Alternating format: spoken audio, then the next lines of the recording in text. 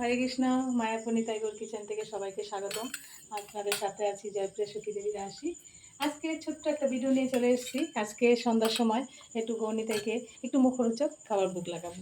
এখানে আমি একটু ভাজা মশলা করে নিয়েছি। ভাজা মশলার জন্য নিয়েছি একটু ধনে, একটু গোলমরিচ, একটু জিরে, একটু মৌরি আর শুকনো লঙ্কাটা আমি ভেজে নিয়েছি বাদামের সাথে। এটা একটু গুঁড়ো করে মশলাটা দিলে খুব ভালো লাগে। আর এখানে পাপড়িগুলি ভেজে নিয়েছি দেখুন। আর পাপড়িগুলি এত সুন্দর হয়েছে, এই যে একদম মানে হাতে দিলে ভেঙে যাচ্ছে। আর এখানে আমি কটা নিমকিও বানিয়ে নিয়েছি ভগবানকে ভোগ লাগানোর জন্য। আর এখানে বাদাম ভেজে নিয়েছি, এই যে শুকনো লঙ্কা এখানে ভেজে নিয়েছি। আর এখানে তেঁতুলের চাটনি বানিয়ে নিয়েছি। যেহেতু এটা চাতুর্মাস ব্রত চলছে, এটা দ্বিতীয় মাস, চাতুর্মাসের দই বর্জন আমাদের, তাই আমি দইটা দেবো না এই পাপড়ি চাটে। পাপড়ি চাট বানাচ্ছি আমি এই তেঁতুলের চাটনিতেই আজকে বানাবো পাপড়ি চাটটা। দইটা বর্জন থাকলেও দইটা দেবো না, তাছাড়া সব কিছুই আমি দিচ্ছি। এখানে মশলাটা ভাজা হয়ে গেছে, এখানে আমি নামিয়ে একটু একটু শিলে গুঁড়ো করে নেব। দেখুন আলুগুলিকে আমি ভালো করে একটু ছিলে নিচ্ছি।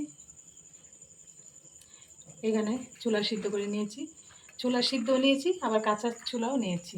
দুই রকমই ছোলা দেবো, তাহলে দুই রকম ছোলা দিলে কী হয়, মানে পাপড়ি চাটটা খেতে খুব ভালো লাগে, দুই রকম পড়বে। আর এখানে আমি একটা গন্ধরাজ লেবুর হাফ নিয়েছি, কাঁচা লঙ্কা কুচি, ধনে পাতা কুচি, টমেটো কুচি, আর এখানে শসা কুচি।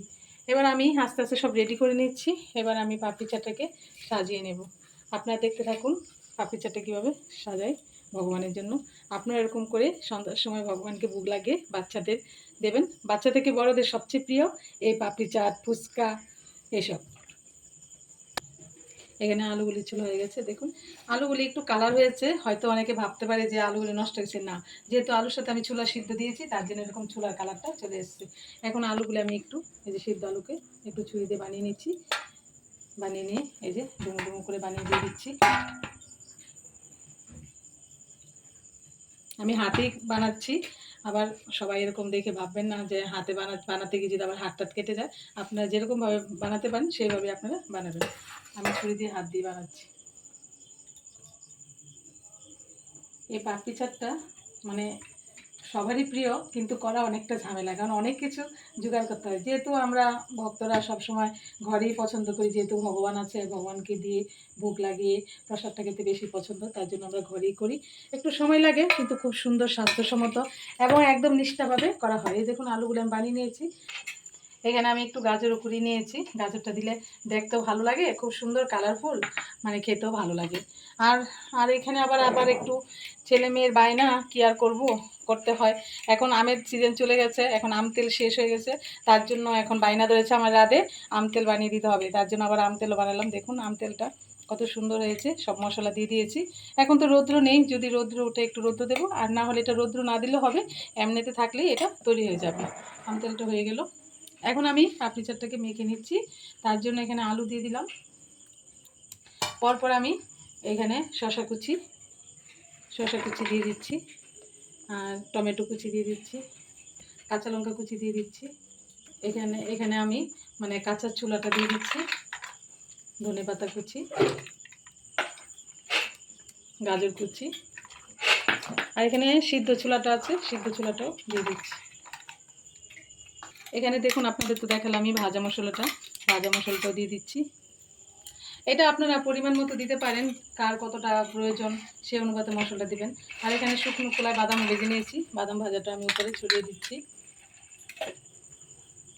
আর এখানে গন্ধরাজ লেবুর জুসটাও দিয়ে দিচ্ছি। আর এখানে আমি বিট লবণ দিচ্ছি, লবণটা স্বাদ মতো। এখানে যে তেঁতুলের চাটনি, এর মধ্যে একটু মশলা দিয়ে দিবেন, ভাজা মশলা, তাহলে চাটনিটাও খুব টেস্ট হয়। আর তো বললামই তো চাতুর্মাস ব্রতের জন্য দইটা আমি বাদ দিলাম।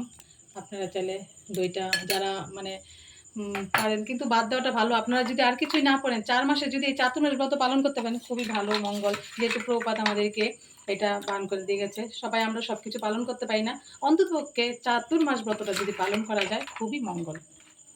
এখন আমি পাপড়িগুলি নিয়ে নিচ্ছি। এই যে আমি ভালো করে সব আলু দিয়ে মশলা দিয়ে সব মেখে নিচ্ছি। এখন এখানে আমি পাপড়িগুলি প্লেটে ভগবানের ভোগের জন্য সাজিয়ে নিচ্ছি।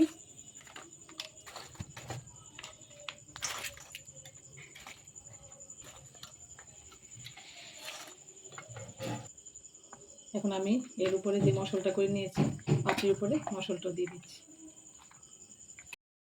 এর উপরে আমি কটা নিমকিও দিয়ে দিচ্ছি, আর এখানে অল্প একটু শসা কুচি দিয়ে দিচ্ছি, একটু গাজর দিয়ে দিচ্ছি,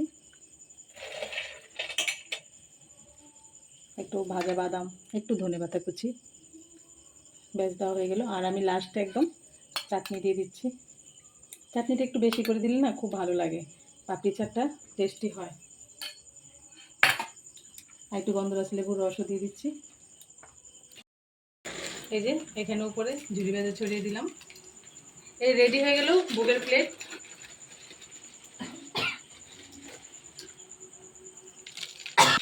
এখানে আমি দোকানের মতো ঘরের সবার প্রসাদের প্লেটও সাজিয়ে নিলাম, এর উপরে ঝুড়ি বেঁধে দিয়ে দিচ্ছি। আমরা আজকে প্লেটেই প্রসাদ পাবো দোকানের মতো।